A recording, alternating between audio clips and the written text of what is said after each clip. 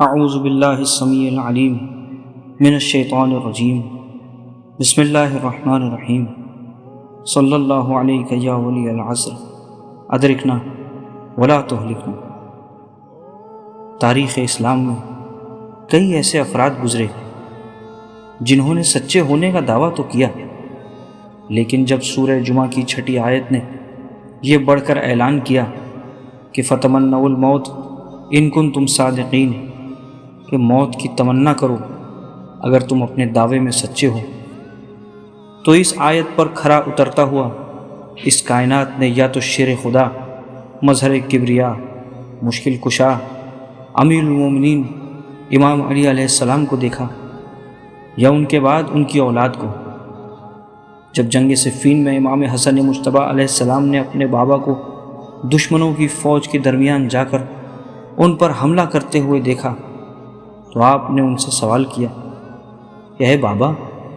آپ اتنی شدت سے جنگ کر رہے تھے؟ تو مولا نے اپنے بیٹے سے ارشاد فرمایا کہ اے بیٹا، تمہارے بابا کو اس بات کی کوئی پرواہ نہیں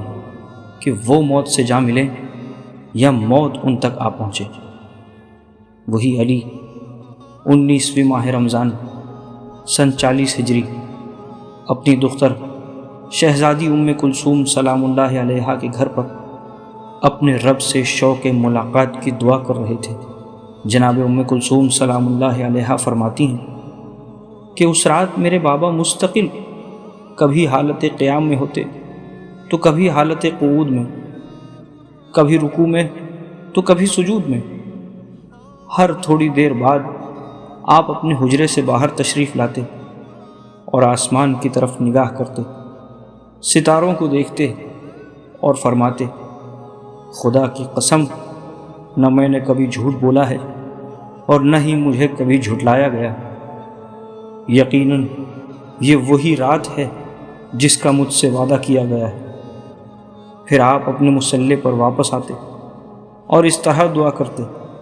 اللہم بارک لی فی الموت، اے پروردگار موت کو میرے لیے بابرکت قرار دے۔ اس کے بعد آپ کثرت سے کہتے جاتے انا للہ و انا الیہ راجعون ولا حول ولا قوۃ الا باللہ العلی العظیم۔ پھر آپ نبی اور آل نبی پر درود بھیجتے اور بہت زیادہ استغفار کرتے۔ جب بار بار اپنے بابا کو انا للہ کی تلاوت کرتا ہوا پایا تو جناب کلثوم گریہ کرنے لگی۔ اس پر مولا نے اپنی دختر کو دلاسا دیتے ہوئے فرمایا کہ اے میری بیٹی، بے شک موت قریب ہے، اور میں یہ صرف اس لیے کہہ رہا ہوں کیونکہ نبی کریم صلی اللہ علیہ وآلہ وسلم نے مجھ سے اس کا وعدہ کیا تھا۔ ایک طرف مولا علی علیہ السلام نے اپنی دعا میں موت کی تمنا کر کے، اور دوسری طرف خداوند عالم نے ان کی دعا کو مستجاب کر کے یہ ثابت کر دیا کہ سورہ جمعہ کی آیت کی روشنی میں در حقیقت کون سچا ہے۔ اس لیے جب ملعون ابن ملجم مرادی نے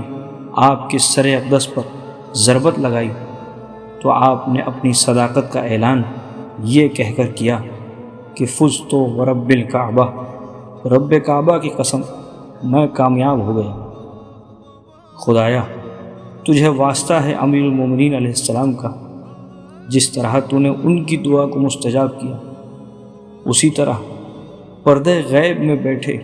ان کے وارث اور ہمارے زمانے کے امام بھی خانہ کعبہ کے غلاف کو تھامے ہوئے ایک دعا کر رہے ہیں کہ اللہم انجز لی ما وعدتنی، خدایا جو تو نے مجھ سے وعدہ کیا ہے اسے پورا کر۔ اے پروردگار، تجھے امیر المومنین علیہ السلام کی جدائی میں ان کی اولاد کی آنکھوں سے بہے آنسوؤں کا واسطہ،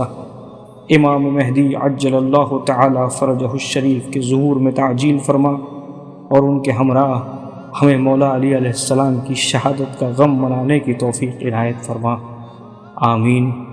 یا رب العالمین۔